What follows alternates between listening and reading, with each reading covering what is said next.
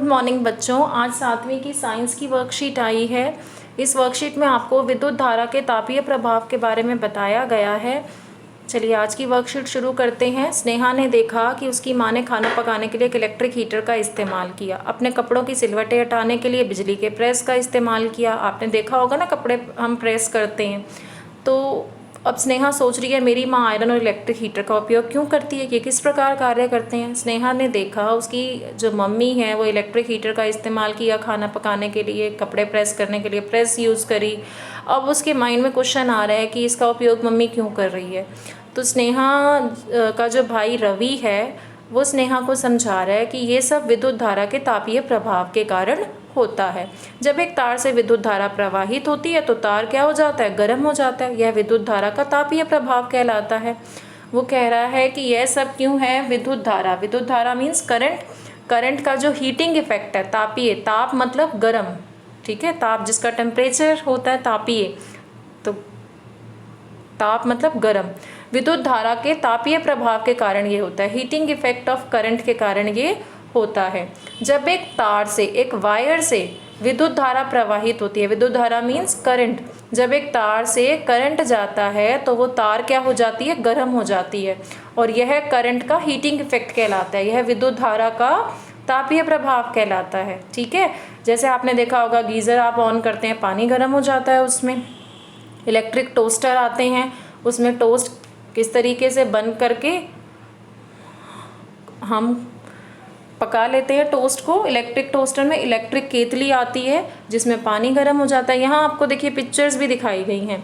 Electric iron press दिखाई गई है, इलेक्ट्रिक हीटर दिखाया गया, इलेक्ट्रिक केतली जिसमें आप पानी गर्म कर सकते हैं, हेयर ड्रायर आपको दिखाया गया, इलेक्ट्रिक रोड पानी गर्म करने के लिए जो यूज़ होती है, ठीक है। फिर ये देखिए आपको टोस्टर भी दिखाया गया, इलेक्ट्रिक टोस्टर, विद्युत टोस्टर जिसे आप बोलते हैं। अब ये क्या दिखाया गया आपको, विद्युत संयंत्रों में उपयोग होने वाला फ्यूज़। फ्यूज़ क्या होता है, देखिए विद्युत धारा के तापीय प्रभाव के कुछ और उपयोग। कुछ विशेष पदार्थों का बने तारों से जब अधिक विद्युत धारा प्रवाहित होती है तब वह शीघ्र ही पिघलकर टूट जाते हैं। इन तारों का उपयोग विद्युत फ्यूज़ बनाने में किया जाता है। कुछ विशेष पदार्थों की बनी तारों से ये बने होते हैं फ्यूज़ जो हैं। जब ज़्यादा करंट पास होने लगता है तो ये मेल्ट हो जाते हैं, पिघल कर, मेल्ट मीन्स पिघलना, पिघल कर ये टूट जाते हैं फ्यूज़। और ये जो विशेष पदार्थों की जो तारें, इन तारों का उपयोग विद्युत फ्यूज़ बनाने में होता है। जिंक, कॉपर, एल्यूमिनियम या जो मिश्र धातुएं होती हैं ना, इनसे फ्यूज़ बने होते हैं। फ्यूज़ में आपको समझाऊं तो देखो, किसी भी सर्किट को आप कह सकते हो, जो आपका इलेक्ट्रिक सर्किट है, विद्युत परिपथ जो है, किसी भी सर्किट को हानि से बचाने के लिए यूज़ होते हैं। जब किसी सर्किट में ज़्यादा करंट आ जाता है या कोई फॉल्ट हो जाता है, ज़्यादा करंट आने पर या फॉल्ट होने पर ये क्या करता है, विद्युत धारा की सप्लाई को बंद कर देता है, करंट की सप्लाई को अपने आप ही बंद कर देता है। पिघल कर टूटना मीन्स ये करंट की सप्लाई को बंद कर देगा, ठीक है, जिससे होने वाली हानि से बचा जा सकता है।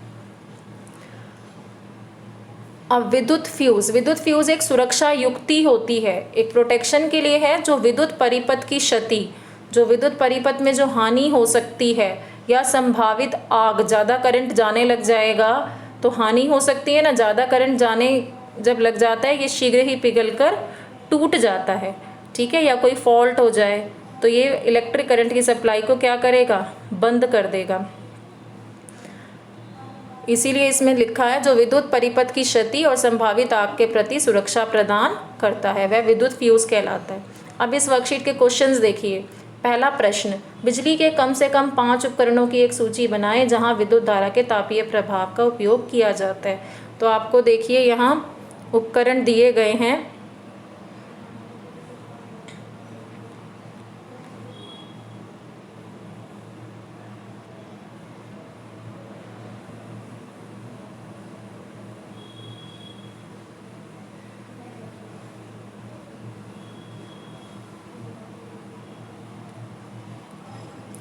देखो, electric iron, electric kettle, hair dryer, electric heater, electric rod, विद्युत टोस्टर, ठीक है, ये 6 दिए गए हैं, आपको 5 लिखने हैं, आप कोई भी 5 लिख सकते हो। दूसरा प्रश्न है, एक दीप्त विद्युत बल्ब को छूना नहीं चाहिए।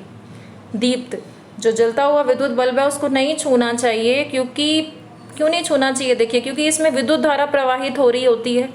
तो आप लिखेंगे हमें दीप्त विद्युत बल्ब को नहीं छूना चाहिए क्योंकि उसमें विद्युत धारा प्रवाहित होती है और विद्युत धारा के तापीय प्रभाव के कारण विद्युत बल्ब गर्म हो जाता है। ठीक है, विद्युत धारा का जो तापीय प्रभाव है उसके कारण वो विद्युत बल्ब गर्म हो जाता है, इसलिए हमें दीप्त विद्युत बल्ब को नहीं छूना चाहिए। अब एक विद्युत फ्यूज से आप क्या समझते हैं?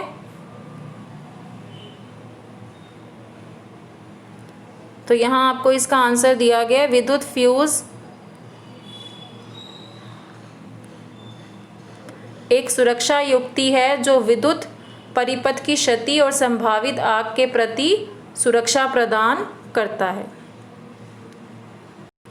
अब आप इस वर्कशीट के क्वेश्चन आंसर कर सकते हैं।